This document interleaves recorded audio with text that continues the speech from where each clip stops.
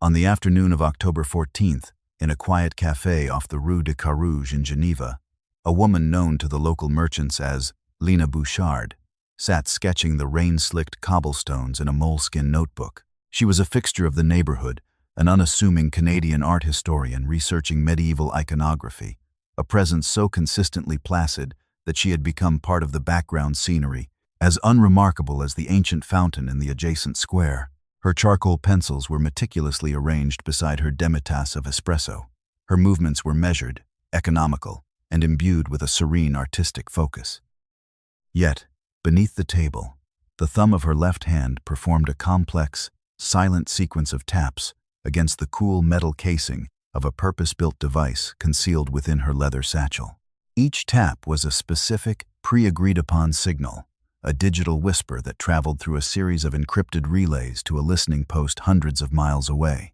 The sketches in her notebook were not random impressions of the street. They were intricate, data-rich schematics of the foot traffic patterns, vehicle movements, and potential surveillance blind spots surrounding the antiquarian bookshop directly across the square. Lena Bouchard did not exist. She was a meticulously constructed legend, a hollow vessel inhabited by an operative of a national intelligence service whose actual name was known to only 3 living people. Her true purpose in Geneva had nothing to do with art history. She was the tip of a very long and very sharp spear, patiently aimed at the heart of a global terrorist financing network that had, until that point, proven utterly impervious to penetration by any conventional means. The woman was a hunter, and her placid café ritual was the final, painstaking calibration of her weapon before the strike. The problem, as defined in a series of increasingly urgent memoranda circulating within the agency's counter-terrorism directorate, was one of modern finance's most intractable paradoxes: the seamless fusion of ancient trust-based systems with cutting-edge digital anonymity.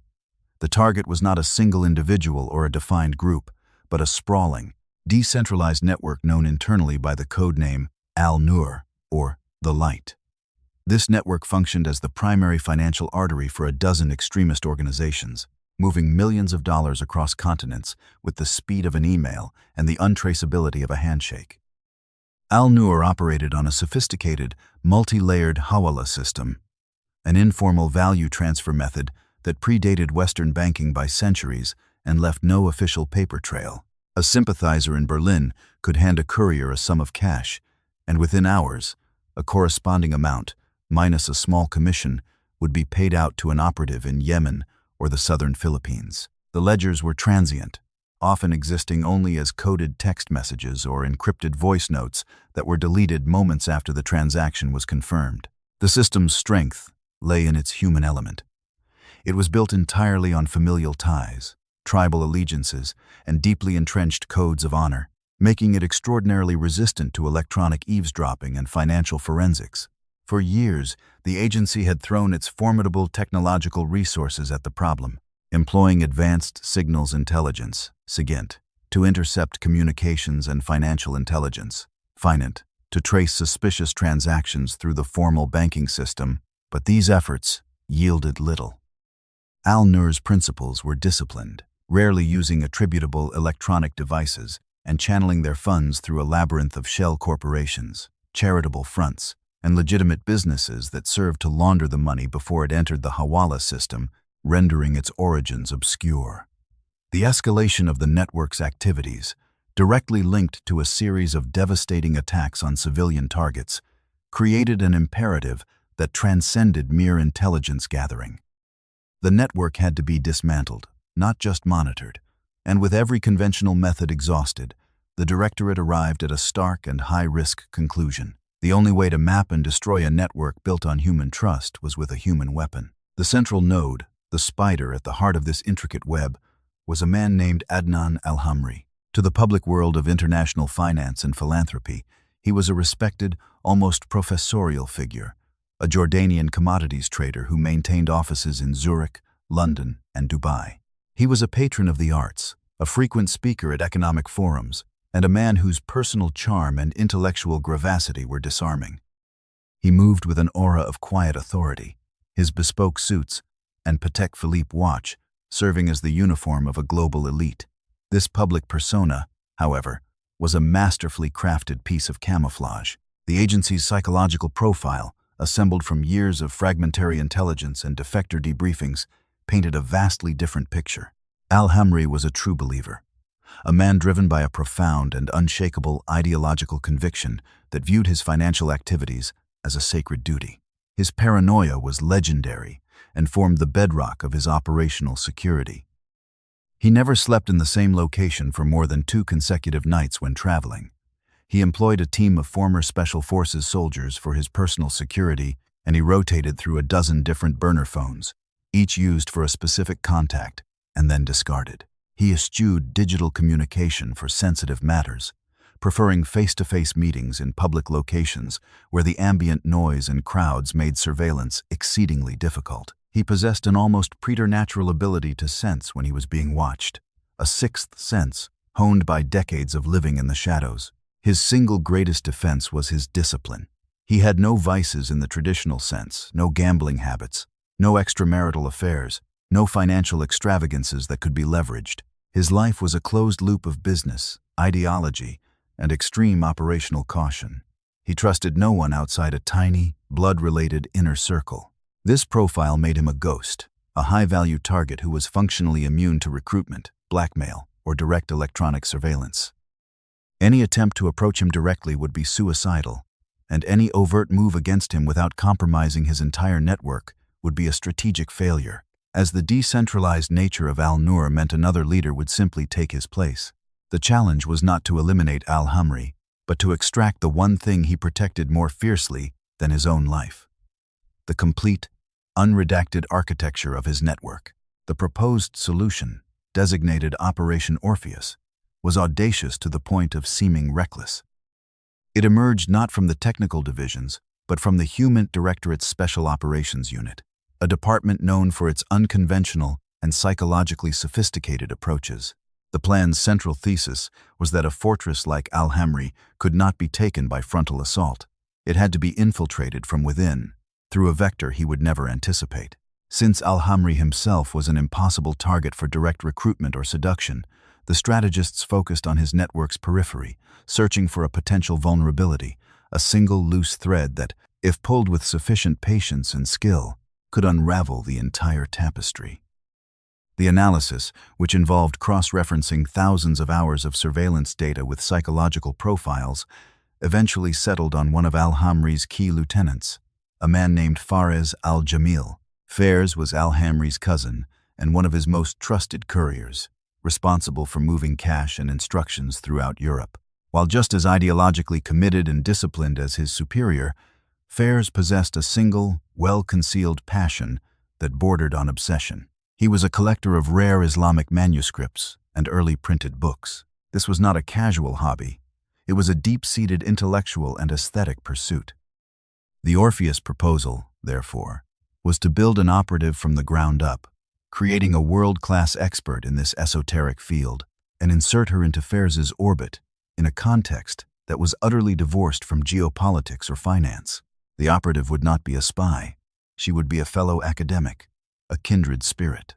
The operation's success hinged on the core psychological assumption that even the most hardened operative possesses a human desire for connection over a shared passion, a vulnerability that transcends ideological discipline. The risks were astronomical. The operative would be working alone, without immediate support, in an environment where a single mistake in her cover story, a single misplaced historical detail, could lead to her exposure and almost certain death. The plan required an investment of years, the creation of a legend so flawless and deeply embedded that it could withstand the most intense scrutiny, and an operative with the psychological resilience to live a lie for an indefinite period under constant, lethal pressure. The selection process for the operative, codenamed Echo, was itself a brutal exercise in psychological attrition. The candidate pool was narrowed down to individuals who possessed a rare combination of linguistic aptitude, intellectual horsepower, and a specific psychological profile forged by personal loss. The woman ultimately chosen was Miriam, a former signals intelligence analyst whose family had been killed years earlier in a bombing orchestrated by one of the groups funded by Al-Nur. Her grief had not broken her. It had instead transmuted into a cold, diamond-hard resolve. She was not seeking vengeance in a hot-blooded sense, but rather a form of cosmic rebalancing, an intellectual and operational challenge that would give her loss a profound and terrible meaning. Her motivation was pure and incorruptible, a perfect anchor against the psychological storms she would face. Her preparation phase lasted for 22 months, a period of intense and total transformation. For the first year, she was immersed in an academic cocoon, tutored by the world's leading experts in Islamic calligraphy, papermaking, and medieval Arabic literature. She earned a legitimate master's degree from a prestigious university under her new identity, Lina Bouchard, publishing papers in obscure academic journals to begin building her bona fides. Her linguistic training was relentless. She learned to speak not only fluent, academic French and German, but also the specific Levantine dialect of Arabic used by Faris al-Jamil, complete with regional idioms and cultural nuances.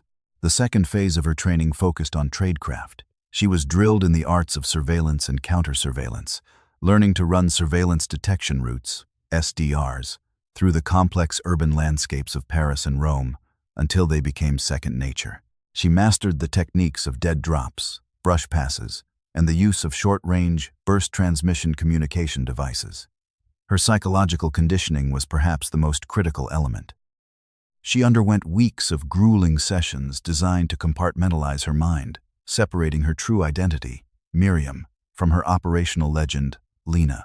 She was taught to inhabit the legend completely, to think Lina's thoughts, to feel her academic passions, to dream her dreams.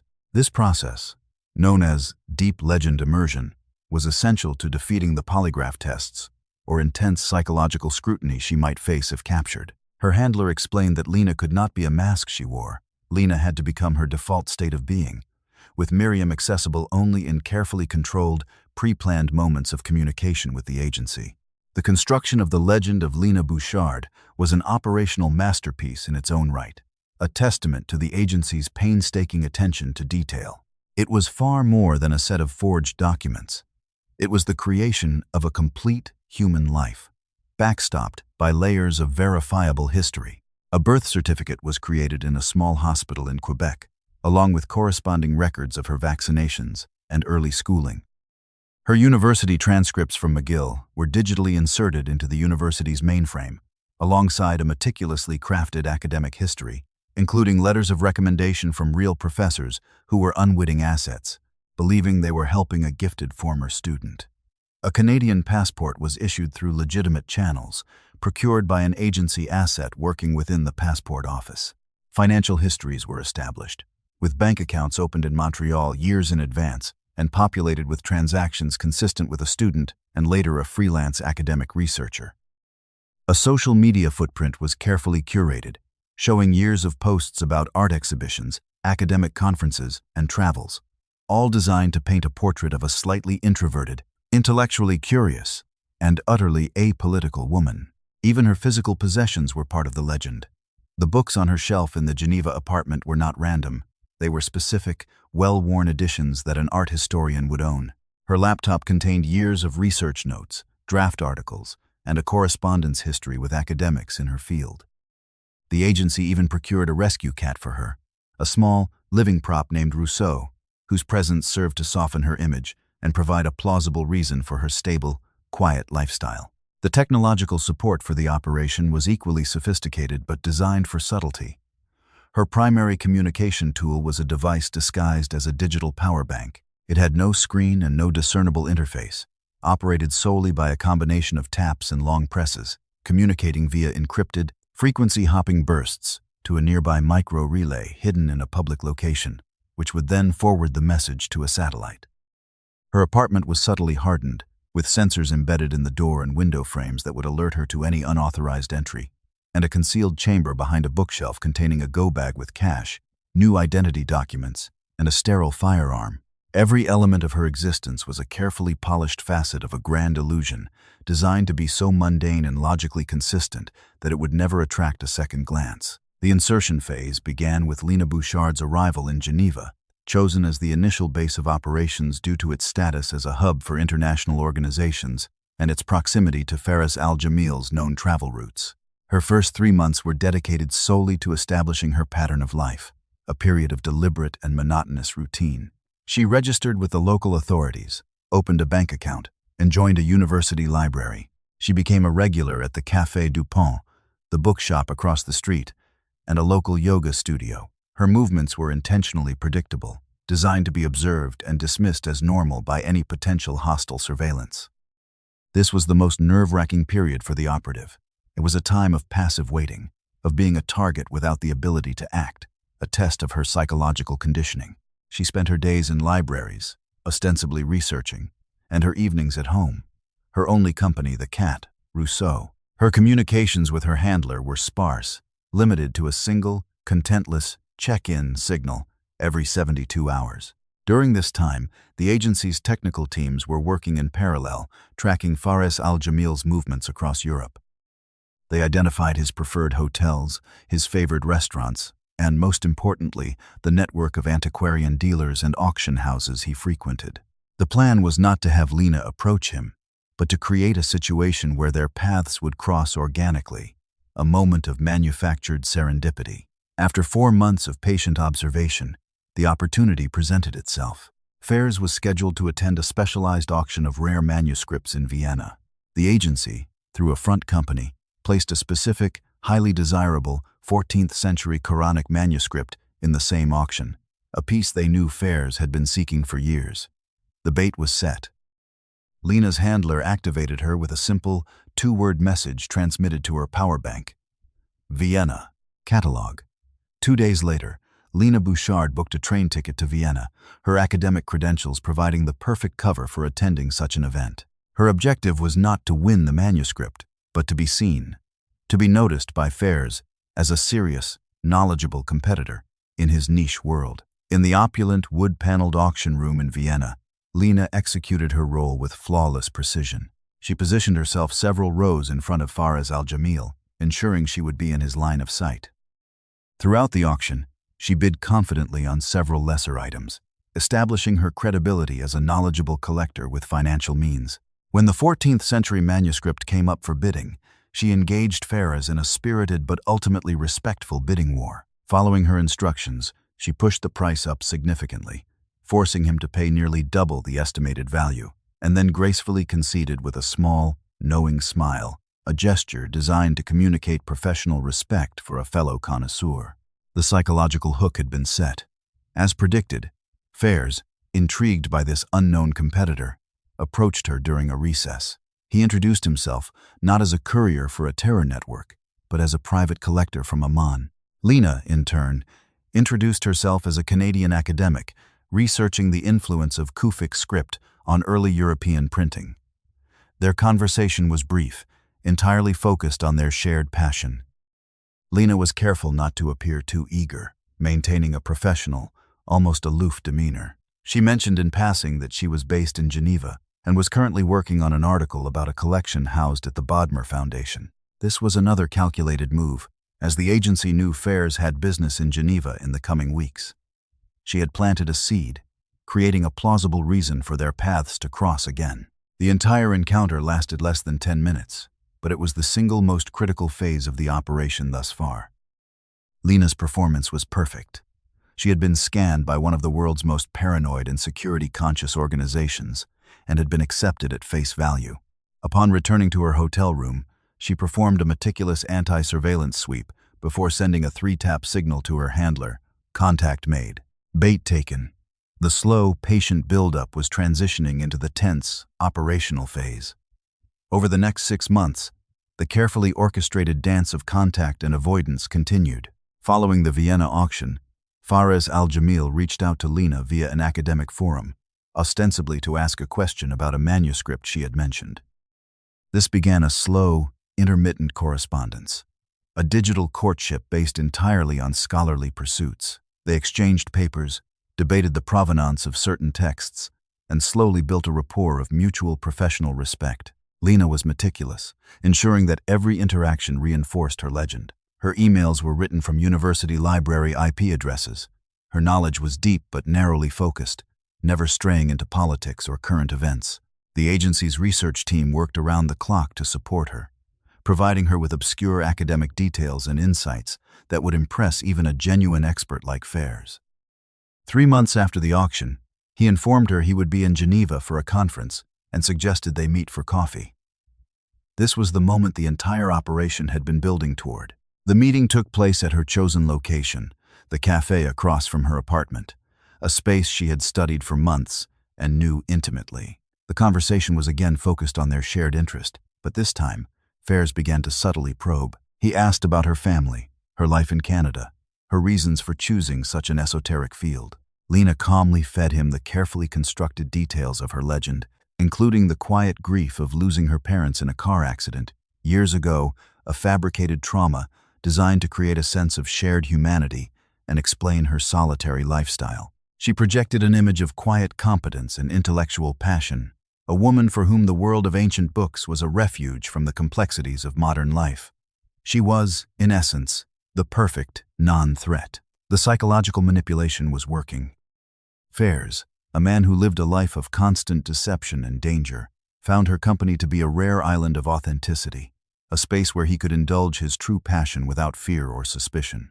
The relationship slowly deepened, always within the strict confines of their shared academic interest. They met a handful of times over the next few months, in Geneva, Paris, and once in Milan, always in public places, always at Fares's initiation.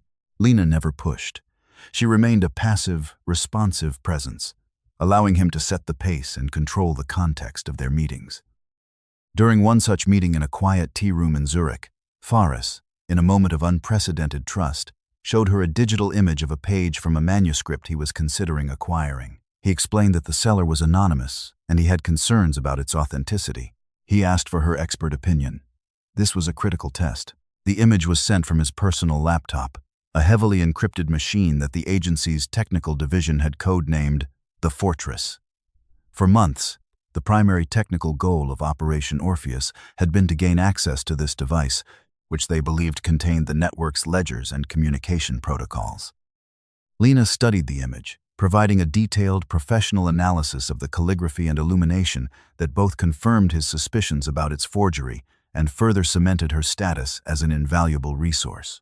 She then made her move, a subtle, carefully rehearsed gamble. She explained that a proper analysis was impossible from a low-resolution image, and that she possessed a suite of specialized software on her own laptop that could analyze the pixel density and color palette to provide a more definitive answer. She suggested he transfer the high-resolution file to her, perhaps on a USB drive, so she could examine it at her leisure. Fairs hesitated for only a moment. The operational security protocols that governed his every action were momentarily overridden by his desire to validate a potential million-dollar acquisition. He agreed, explaining that he would bring his laptop to their next meeting in Geneva, and they could review the files together. The door to the fortress was beginning to creak open. The agency immediately activated the final phase of the plan. The week leading up to the final meeting was a period of intense, silent preparation. A technical specialist from the agency, posing as a tourist, arrived in Geneva and conducted a brush pass with Lena in a crowded train station, swapping her regular laptop bag for an identical one. This new bag contained her attack laptop, a machine that was outwardly identical to her own, but internally was a sophisticated piece of SIGINT hardware. The laptop was equipped with a short-range, high-speed data exfiltration device that could wirelessly clone the entire contents of a nearby hard drive in a matter of minutes, provided it could get within a few feet. The exfiltration would be masked by a powerful, localized Wi-Fi signal broadcast from the laptop itself, which would appear as a generic public network. The plan was for Lena to suggest they work at her apartment, citing the need for her specialized reference books and a quiet environment. This was the highest risk element of the entire operation, as it involved bringing a high-value target into her secure operational base. The apartment was prepped. The cat, Rousseau, was temporarily removed by a local asset. A new micro-relay was installed in a lamppost outside her window to ensure a clean, high-speed data uplink to the agency's satellite.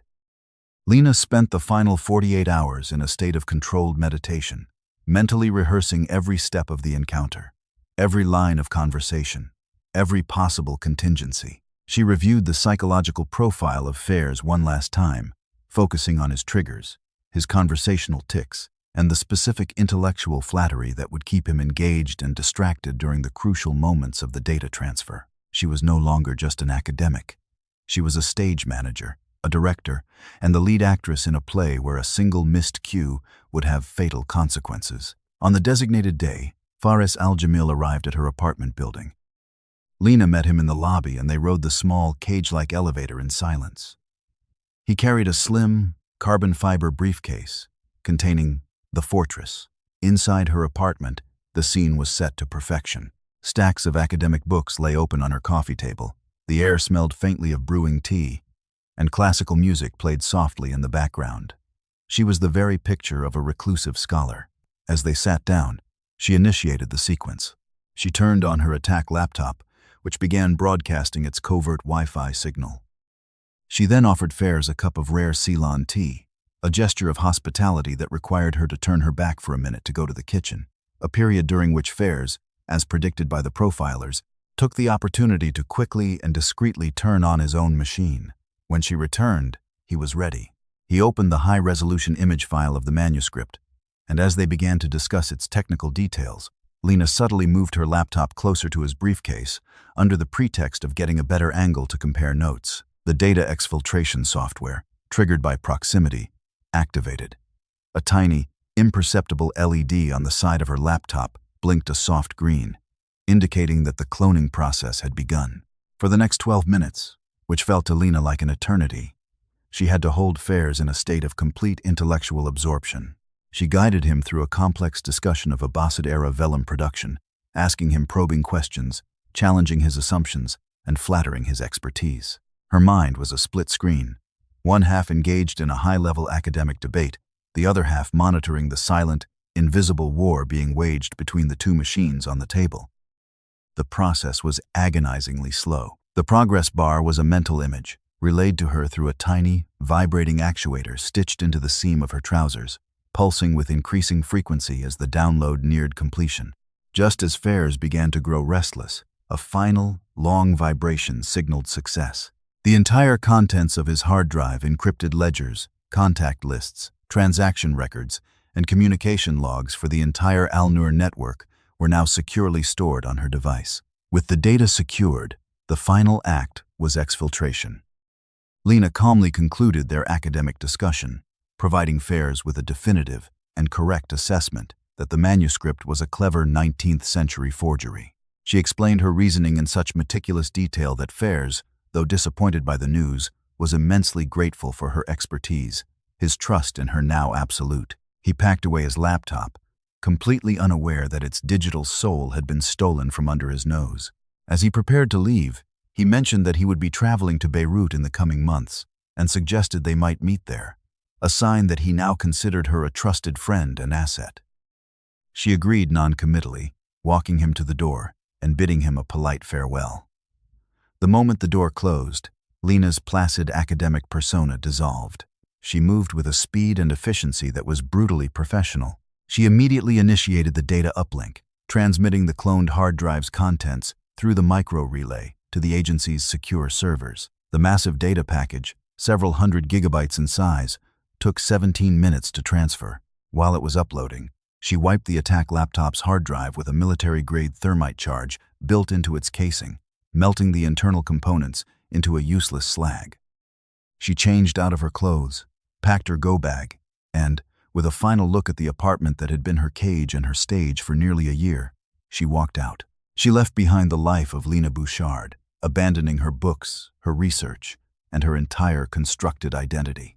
Her escape route was a pre-planned sequence of public transport: a tram to the central station, a regional train across the border into France, and another to a small provincial airport. At each stage, she subtly altered her appearance, removing her glasses, changing her hairstyle, and swapping her conservative academic attire for the anonymous uniform of a European backpacker. By the time Fares Al-Jamil's security team might have realized the extent of the breach, Miriam was already on a commercial flight to a neutral country under a third identity, a ghost dissolving back into the ether. The aftermath of Operation Orpheus was as silent as its execution, but its impact was catastrophic for the Al-Nur network. The intelligence retrieved from Fares Al-Jamil's laptop was the Rosetta Stone the agency had been seeking for a decade. It contained the complete financial architecture of the organization, including the names of Hawala operators from Jakarta to London, the locations of cash storage houses, the details of front companies, and the encrypted communication protocols used by Adnan al-Hamri himself. Within weeks, a coordinated, global effort involving dozens of allied intelligence services and law enforcement agencies began to roll up the network. Bank accounts were frozen, assets were seized, and key operatives were arrested in a series of quiet, targeted raids that took place across 16 countries. The flow of funds to the extremist groups was severed almost overnight, leading to an immediate and measurable degradation of their operational capabilities. Adnan al-Hamri, realizing he had been compromised, vanished, his public persona as a respectable financier shattered. He would spend the rest of his life as a hunted fugitive. Fares al-Jamil's fate was never officially confirmed, but he was never seen or heard from again. In the ruthless logic of his world, such a catastrophic security failure could only have one price. For the operative known as Miriam, the return to normalcy was impossible. She had lived inside the skin of Lina Bouchard for so long that the lines between the performance and the self had blurred. The psychological cost of such deep immersion was profound. She was haunted by the ghost of the woman she had pretended to be, a quiet academic whose life she had both created and destroyed. The agency offered her a desk job, a quiet retirement, but she declined. Her unique combination of grief and purpose had been expended on this one monumental act. She had rebalanced the scales as she had set out to do, but in the process, she had hollowed out her own humanity, becoming a clinical instrument of state policy. Her transformation was complete. She had been recruited as a victim seeking meaning and had become a weapon that, having been fired, could never be the same again. The operation was recorded in the agency's archives as one of its most successful HUMANT penetrations in history, a textbook case of how patience, psychological manipulation, and meticulous tradecraft could defeat a technologically shielded and ideologically hardened enemy. But for the woman at its center, it was a victory that felt indistinguishable from a profound and permanent loss. Was the profound psychological destruction of an individual operative a justifiable cost for the dismantling of a network that threatened thousands of lives? And in the world of intelligence, can an act be considered truly righteous if it requires the complete erasure of one identity and the deep scarring of another? Share your thoughts in the comments below. If you found this story compelling, please give this video a like and subscribe to our channel.